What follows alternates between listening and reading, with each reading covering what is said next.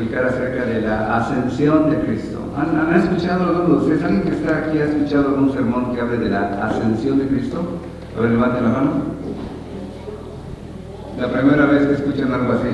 Ok, entonces he escuchado una vez. Ok, gracias. Bueno, tenemos a alguien que sabe un poco más de esto. Espero que no les defraude de lo que sabe, que es lo que yo voy a enseñar ahora. Pero ese es un término que se utiliza para referirse al momento cuando Jesucristo, resucitado, partió hacia el cielo, ¿sí? Donde volvió a la posición que él tenía en autoridad. Se suele conceder poca importancia a este tema, por eso creo que no mucha gente escucha un tema que hable de la ascensión de Cristo. Recuerden, estamos tratando de llegar hasta el Pentecostés, hasta el 23 de mayo, que va a ser el día que vamos a recordar la venida del Espíritu Santo sobre la iglesia y también el inicio de la iglesia como tal. La iglesia como tal, la iglesia cuerpo de Cristo, que es de todas las naciones, empieza en el Pentecostés. Y han escuchado ustedes esa palabra Pentecostés, y en mi caso como iglesia bautista, pues le tengo un poco de respeto a esa palabra, porque para algunos el Pentecostés es gritar y llorar y caerse en el suelo y todas esas cosas. Eso no tiene nada que ver con el Pentecostés de la Biblia, ¿ok? Cuando lleguemos a ese punto les voy a enseñar un poco acerca de qué es el Pentecostés. Es más, voy a tomar 2 semanas para hablar de esa palabra. La primera semana, en 2 semanas, aquí a 2 semanas, voy a tener un break la semana siguiente por causa del Día de las Madres, y después la siguiente semana voy a hablar del Pentecostés desde la perspectiva judía.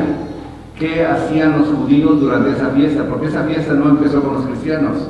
Esa fiesta la practicaron los judíos por muchos años. Y en el tiempo de los judíos, en el tiempo de Jesucristo, cuando Jesucristo asciende, 10 días después, 50 días después de la Pascua, otra vez la palabra se vuelve a repetir, pero los cristianos estaban también en Jerusalén celebrando el día de Pentecostés. Y en ese día pasó algo increíble, y es el inicio de la iglesia. Pero antes que eso,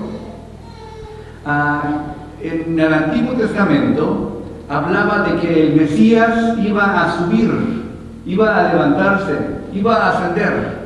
Salmo 68, 18 dice: subiste a lo alto y llevaste cautiva a los cautivos de la cautividad.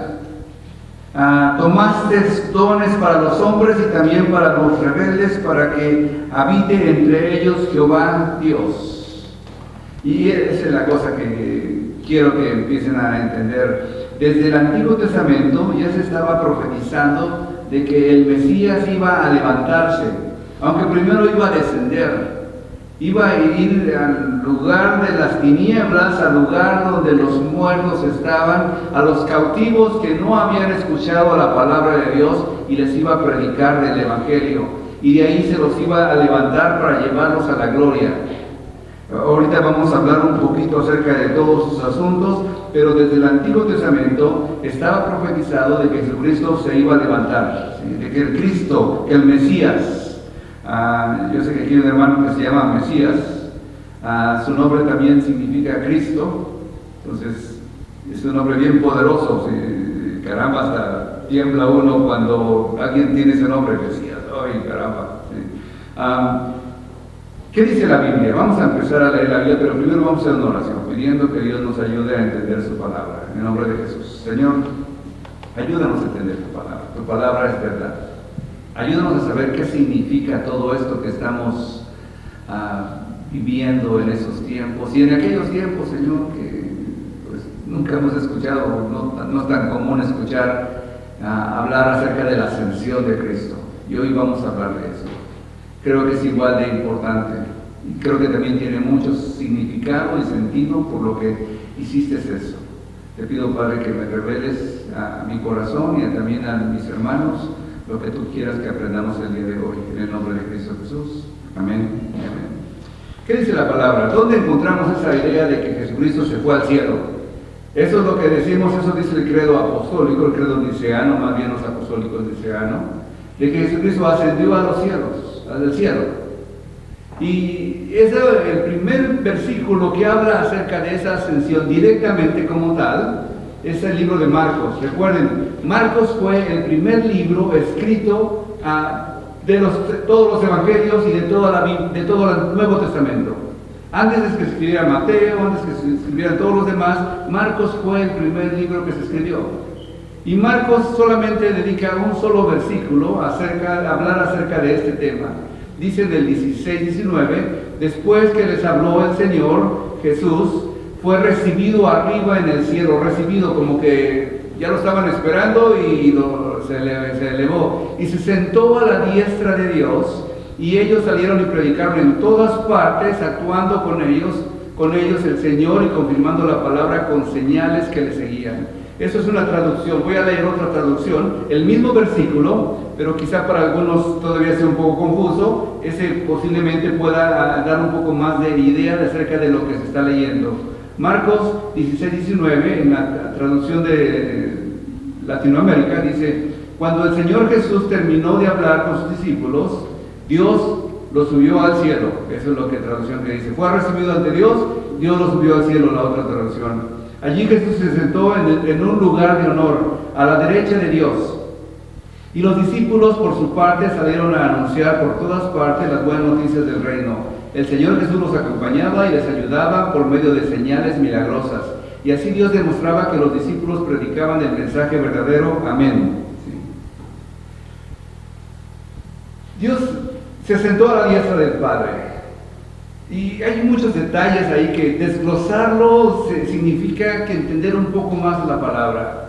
Se sentó a la diestra del Padre.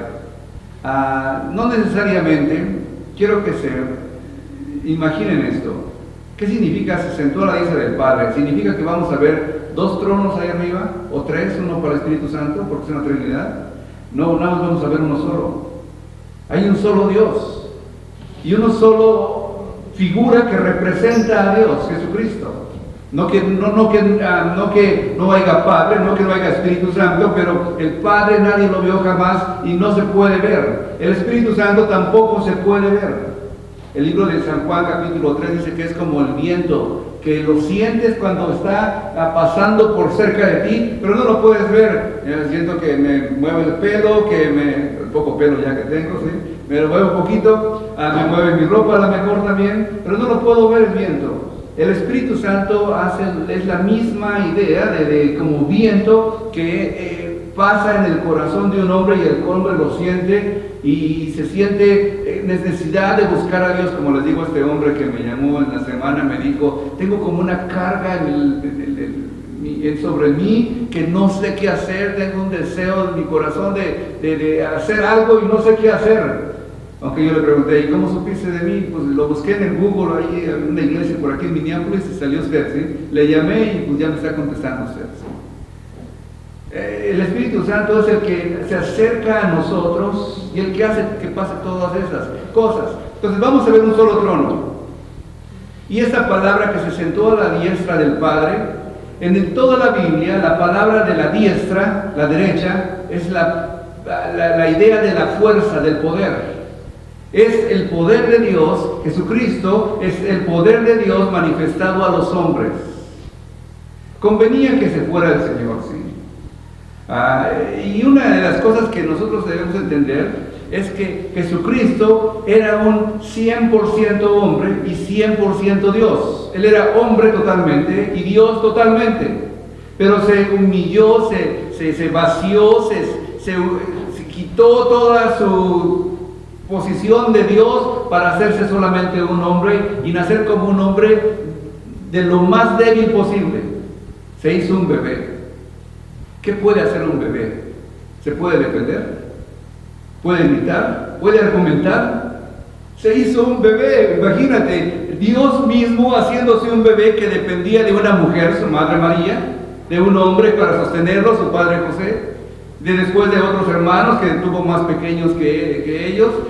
Él era un bebé que se fue haciendo mayor, se hizo hombre, y después como hombre llegó a la cruz, resucitó y ahora está ascendiendo. Entonces, cuando digo que está en la diestra del Padre, quiero decir que un hombre está en la posición de Dios. Un hombre que sabe lo que se siente ser hombre. Un hombre que sabe lo que se siente tener hambre, que sabe lo que se siente tener amigos y ver los amigos irse de uno. Sabe lo que se siente sufrir cuando uno recibe una herida. Sabe todo eso porque es un hombre. Sabe lo que se siente a lo mejor ser traicionado también. Sabe lo que se siente tener dolor de ver su propia familia estar en contra de él. Sabe todo eso. Es un hombre que está a la diestra del Padre. Un hombre está ahí sentado a la diestra del Padre intercediendo por nosotros. Alguien que nos comprende. Porque pues Dios no nos entiende porque pues nunca ha sido hombre. Sí es hombre. Dios hombre, Jesucristo hombre. Dios que hizo todo el cielo y la tierra es un hombre. ¿Sí? Y también una cosa interesante para mí es que había una nube, y después vamos a ver todos esos detalles en otros versículos, Lucas y luego después Hechos. Una nube lo recibió. Y para mí esa nube también tiene un sentido más de lo que nada más es una simple nube. Una nube lo estaba esperando, pero la nube no nada más era cualquier nube que tenía agua y que se veía bonita así medio blanco, azul, o en el cielo azulado, en el desierto ahí o en las montañas de Israel, en el monte de los olivos, por cierto. Fue ahí donde Jesucristo reunió a sus discípulos, dice en la Biblia, camino de un día del sábado. Voy a hablar un poquito también de eso. Camino de un día del sábado es que eran como me parece que unos 600, 800 metros aproximadamente. Después voy a dar el detalle, sí. Pero era una nube similar a la que se paró en el tabernáculo. Ahí vivía o habitaba la gloria de Dios. En el tabernáculo, en el desierto, dice en la Biblia que una nube, cuando Dios bajaba a hablar con Moisés, se rodeaba de una nube y no podía la gente ver lo que había dentro porque estaban en esa nube. Moisés habló con Dios. No todo el pueblo de Israel. Moisés habló con Dios.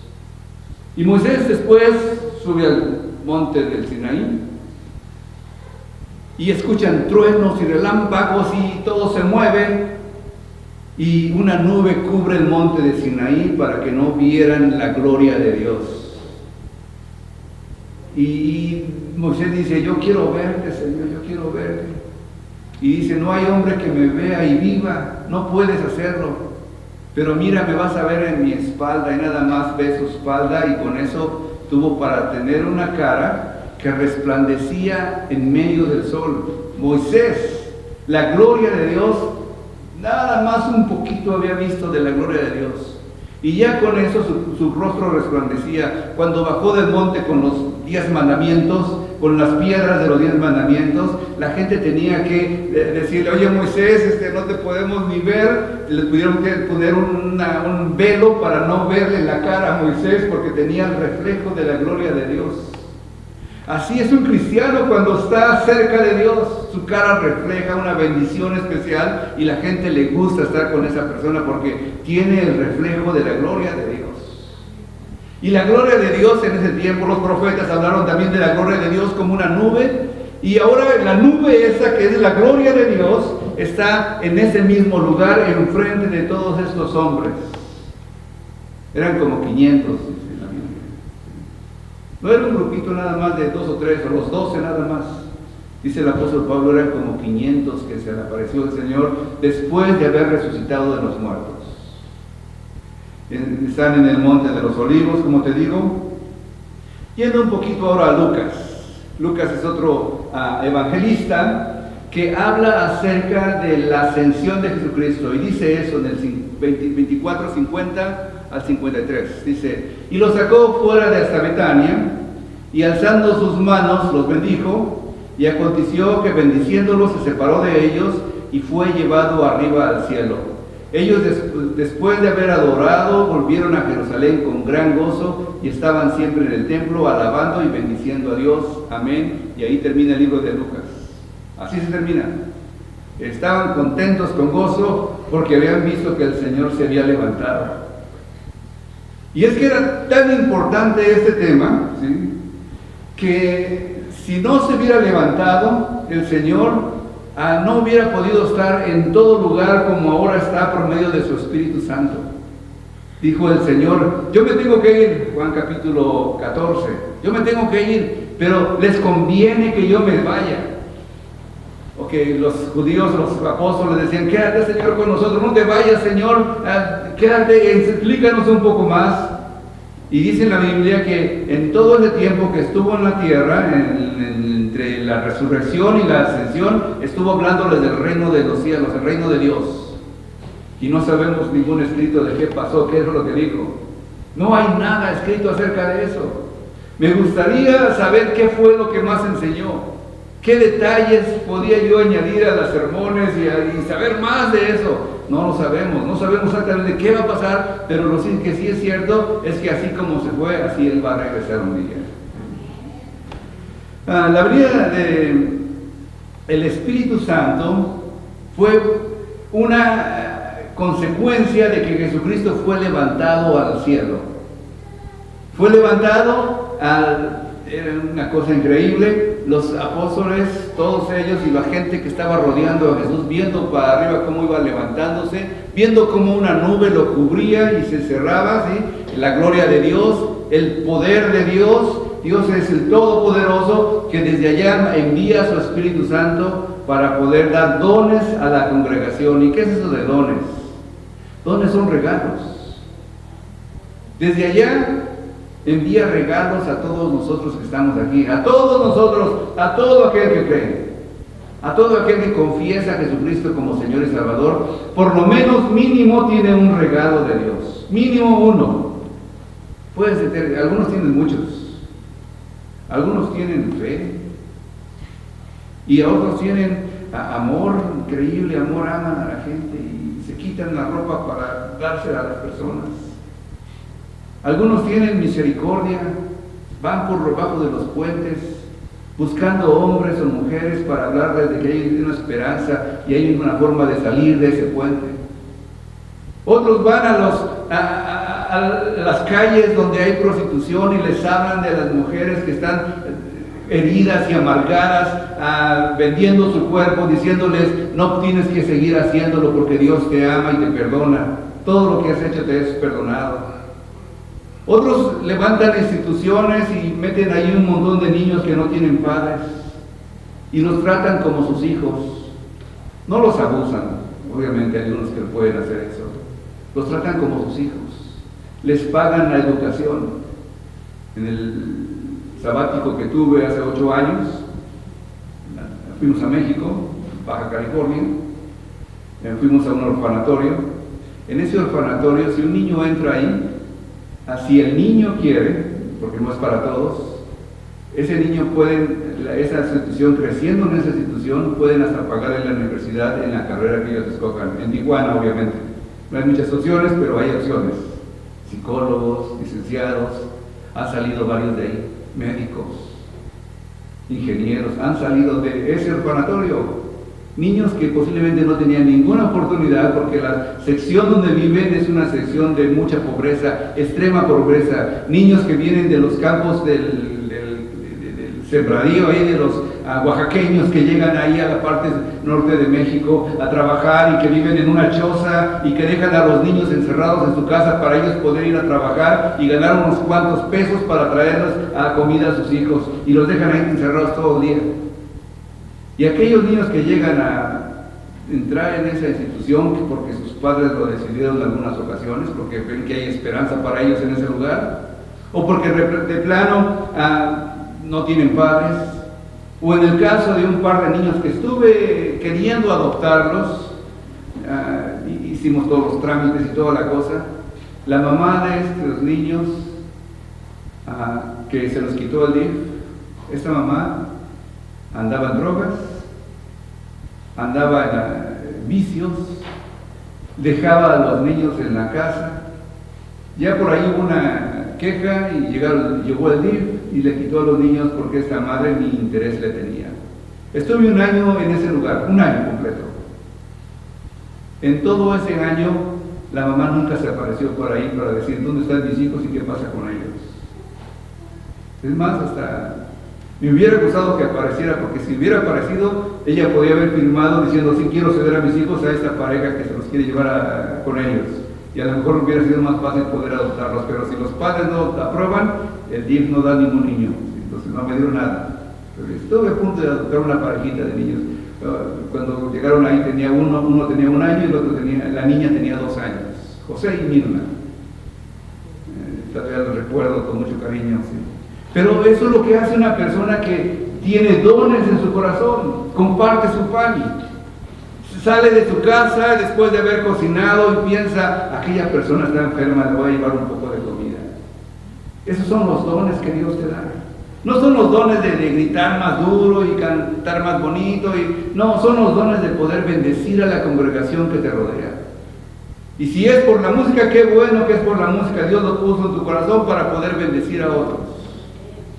Pero si no, estás buscando la manera de bendecir a la congregación, a la gente, a la comunidad, a tu familia que te está viendo lo que estás haciendo. ¿Sí? Esa es la razón principal porque el Espíritu Santo está en nuestras vidas, conseguidas todos por la obra de Cristo.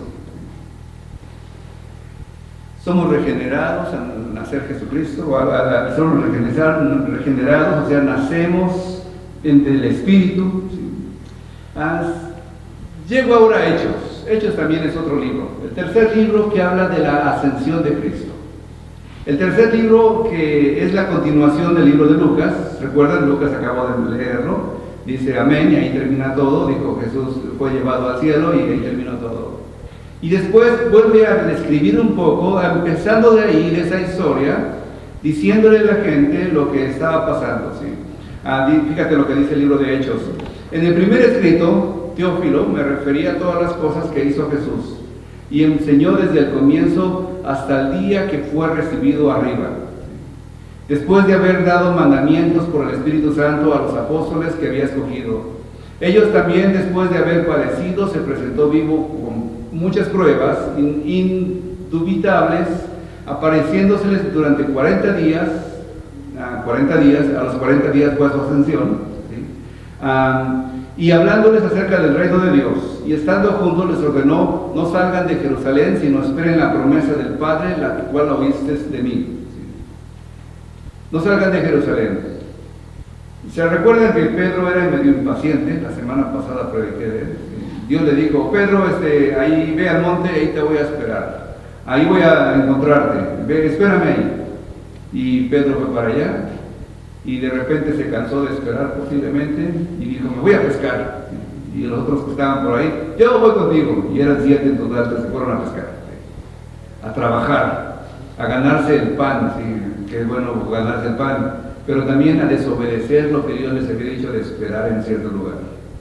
Ahora encontramos a los apóstoles después de ese acontecimiento, recibiendo instrucciones otra vez de Cristo. Y Jesucristo les dice, no se salgan de Jerusalén hasta que la promesa del Padre que ustedes oyeron venga sobre ustedes. Espérense aquí. Y estuvieron ellos esperando por 10 días hasta el Pentecostés. Pero ellos lo esperaban con gozo porque se dieron cuenta de que un hombre acababa de ascender. Y cuando digo un hombre acababa de ascender, significa el primero de muchos hombres que van a ascender también. Así como él ascendió, así él dice en la Biblia que va a regresar por nosotros. Y cuando regrese por su iglesia, por aquellos que le buscan, por aquellos que le aman, él va a venir en esa nube. Y todos los que estemos, los que hayan muerto en Cristo, se levantarán primero y van a subir con una señal como de una trompeta de un arcángel que se va a escuchar en todo el mundo, y esa gente que escuche aquel mensaje va a subir y va a ir a encontrar a Jesucristo allá en Jerusalén. ¿Sí? Si alguien no ha ido a Jerusalén, no se preocupe, ahí tiene un ticket ya listo para ustedes. No tiene que comprar el boleto, no tiene que esperar en el aeropuerto por 3-4 horas antes, no tiene que pasar por la prueba del COVID, no tiene que llegar a otro aeropuerto porque no hay vuelos directos hasta Jerusalén, y no tienes que esperar tanto. En un día que el Señor quiera, vamos a ser arrebatados para estar con Él, juntamente con Él. vamos a ir al monte de los olivos porque así como Él descendió, así Él va a regresar. Esa es la ascensión. Él se fue porque convenía que se fuera. Como hombre que se había humillado, Él nada más estaba en un solo lugar. Pues quizá, me imagino que por eso de repente desaparecía con los apóstoles. Estaba con ellos y desaparecía. Y luego otra vez volvía a aparecer. Quizá en esa desaparición me necesita en otro lado, tenía que ir para allá y regresar de nuevo. Pero cuando está en el cielo allá, ahora está en todas partes. Está acompañándonos a donde quiera que vayamos.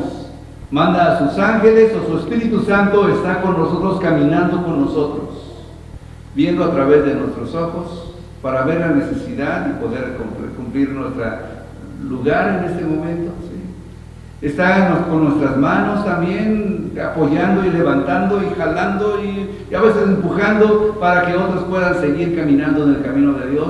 Nos está usando a nosotros. Ese es el Espíritu de Dios, ¿sí?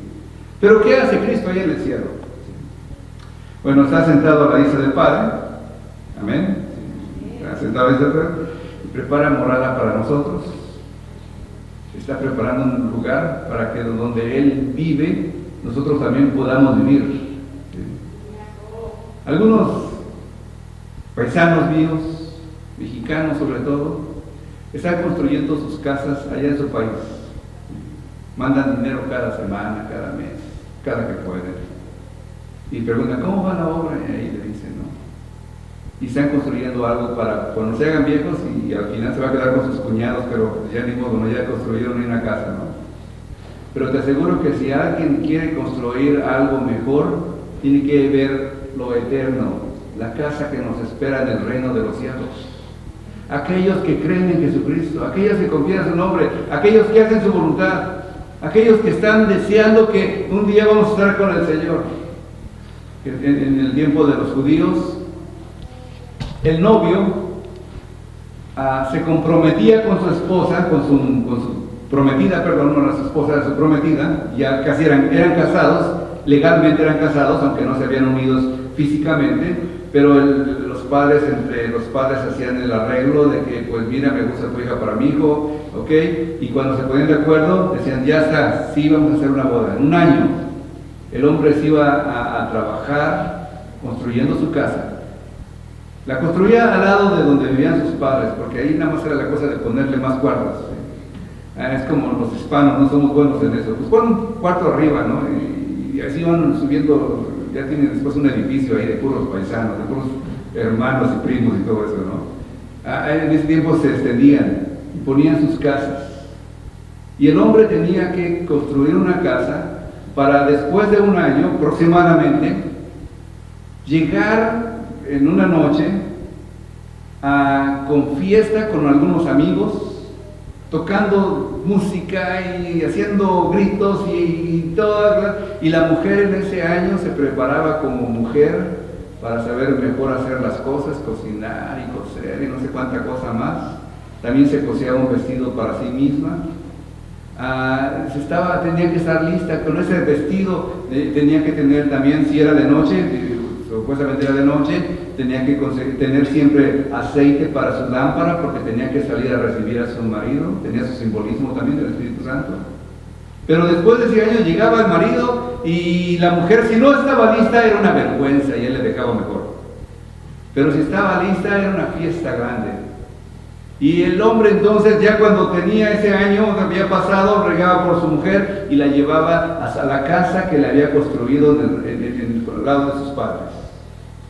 Y eso es lo que hace Jesucristo con nosotros.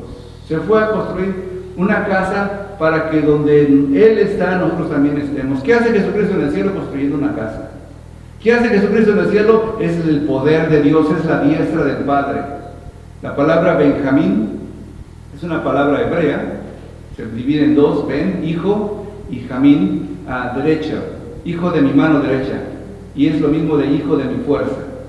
Entonces, Jesucristo es la fuerza de Dios, es la mano derecha de Dios, es la fuerza de Dios, es el poder de Dios.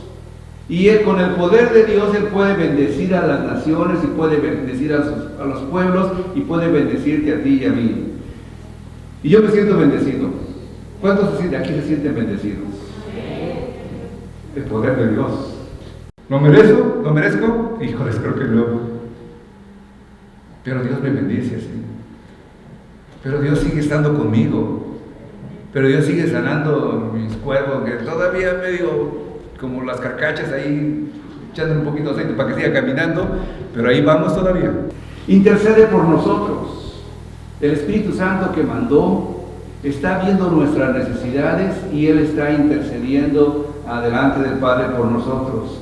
Aboga por nosotros. En este mundo, déjame decirte también, tenemos a un enemigo. La Biblia le llama el acusador, que está delante del trono de Dios acusándonos de todo lo que hicimos y acusándonos a nosotros mismos. Ya viste qué clase de hombre que vas a la iglesia. Mira, ahorita vas a la iglesia y ahora dónde vas después. Y mira, dijiste que gloria a Dios y ahora qué maldición estás diciendo. Y mira, y está acusándonos continuamente. Pero aquellos que aman a Dios tienen un abogado. Un hombre llamado Charles Spurgeon dijo que se imaginó un juicio al estilo americano.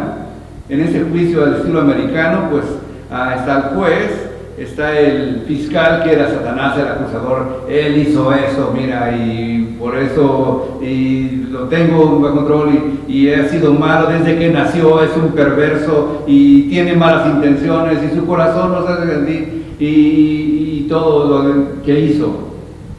Pero Jesús, como un abogado defensor, se va a levantar y va a decir: yo morí por él, y va a enseñar sus manos. Y va a decir esos pecados que ha cometido, que todo lo que el fiscal dijo son ciertos, pero yo le perdoné sus pecados. Y el hombre y el cristiano Dios está intercediendo por nosotros para que no nos deslicemos, para que no caigamos, para que no nos perdamos. Está preparando también unas bodas del Cordero. Va a haber unas bodas del Cordero en una fiesta grande. Como yo estoy anunciando el chivo la semana que entra, y algunos días también sí voy a venir porque va a preparar un chivo. Así Dios está preparando una fiesta mucho mejor que un chivo, o que un borrego, o que un buey, o que una vaca, o lo que te guste, o una gallina, qué sé yo. Es mejor que todo eso. En las fiestas donde el Señor va a estar con su iglesia celebrando, no va a haber más lloro, toda lágrima va a ser enjuagada, toda enfermedad va a ser quitada, todo problema va a ser ya no pasajero, toda situación de tu familia ya va a pasar y ya no tienes que preocuparte más. Vamos a estar concentrados buscando la presencia de Dios. Híjoles, caramba, va a ser tremendo e increíble lo que vamos a pasar. ¿Sí? Y había dos hombres ahí, ¿sí? Dos personajes. Y habiendo dicho esas cosas, fue alzado y lo recibió una nube, la nube de la gloria de Dios, que lo ocultó de sus ojos. Y estando ellos con los ojos puestos en el cielo, entre tanto que él se iba, se pusieron junto a ellos dos varones con vestiduras blancas. Ángeles. No dice ángeles, pero son ángeles. ¿Sí? A los cuales les dijeron: Galileos, eran de Galilea los que estaban ahí mayormente, ¿qué estás mirando al cielo? Este mismo Jesús que ha sido tomado entre vosotros al cielo, así vendrá como lo habéis visto ir al cielo. Entonces volvieron a Jerusalén desde el monte que se llama del Olivar o de los Olivos, el cual está cerca de Jerusalén, en camino de un día del sábado. Y un día del sábado, como les estaba diciendo, son aproximadamente, caramba, ¿dónde lo tengo? Pues ahí está, ¿no?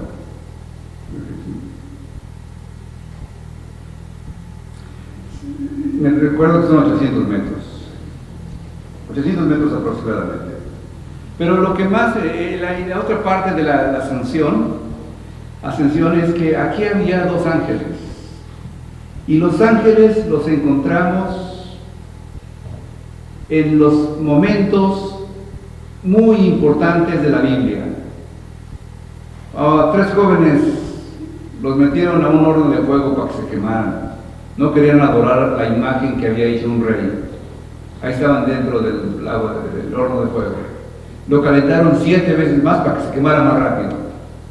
Estos varones entraron y se veía uno más, como un hijo de los dioses, dice la Biblia. La gente dijo eso.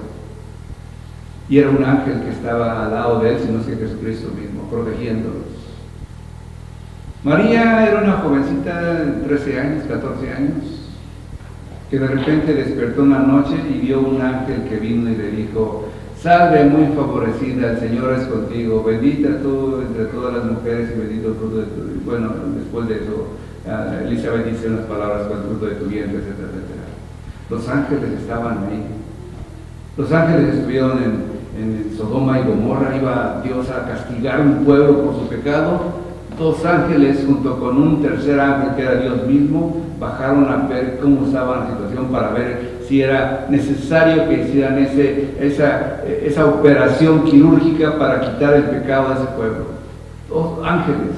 Donde quiera que aparecen ángeles hay una cosa muy importante, y no podía faltar en la ascensión un par de ángeles también. Era una cosa importante. Y yo sé que suena como fantasía, pero en algún momento que te sientas solo, Dios puede mandar ángeles alrededor de ti. Algunos ni nos damos cuenta, la mayor parte del tiempo. Como les digo, cuando estuve en el hospital por el COVID, sentía ya que me estaba muriendo, llorando, sin parar, lloraba. No paraba de llorar. O sea, no sé, mi cabeza estaba llena de ideas de mi juventud, de mi infancia, pensaba lo que era, así, no suicidio, nada de eso. Y Dios mandó un hombre, un enfermero.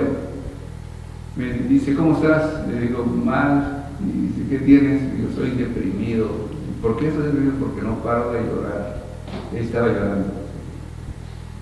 Y me dice este hombre: ¿te sientes que quieres suicidarte? No, nada de eso. Nada más, no paro de llorar. Y este hombre me dice: ¿tú crees en Dios? Le digo: sí, creo en Dios. Y dice: ¿y vas a alguna iglesia? Sí, voy a una iglesia. Ya no sabía qué era pastor, pero sí voy a una iglesia. Y me dice: ¿puedo orar por ti? Que me pongo a llorar más ahí, pero de alegría de que Dios está enviando un ángel para alentarme y para sanar mis heridas.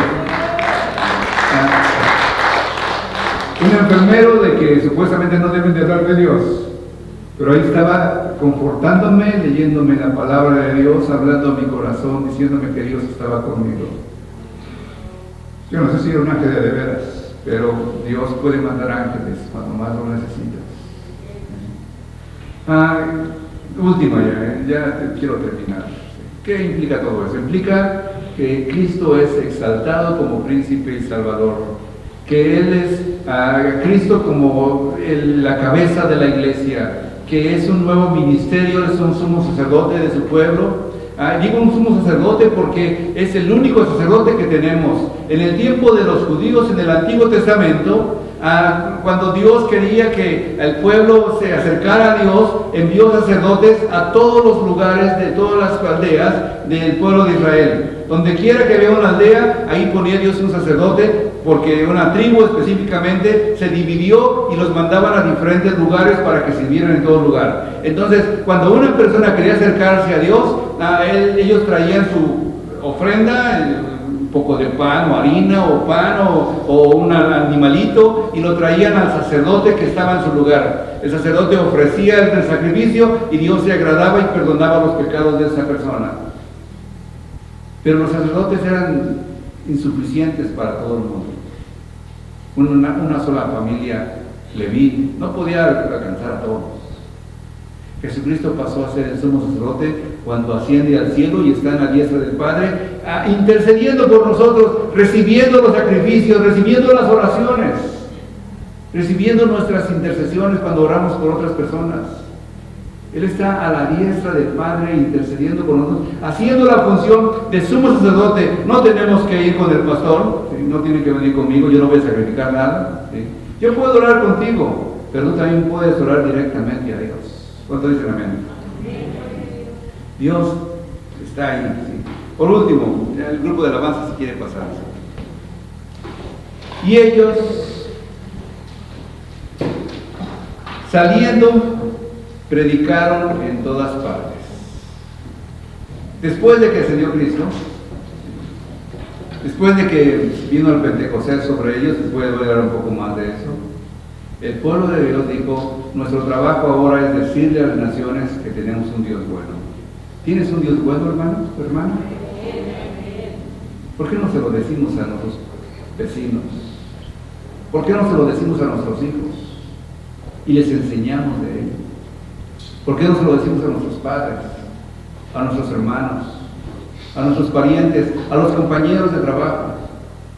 Ayer le estaba dando un estudio a un varón que está recibiendo estudio y me dijo, pues antes no sabía qué decir a mis amigos, pero ahora ya tengo como más deseo de decirles que hay un Dios y que Dios es bueno. Y eso es lo que hace el Espíritu de Dios en la vida de uno. Le da fuerzas, palabras, valor para poder testificar a las naciones. Y que Dios nos llene con su Espíritu.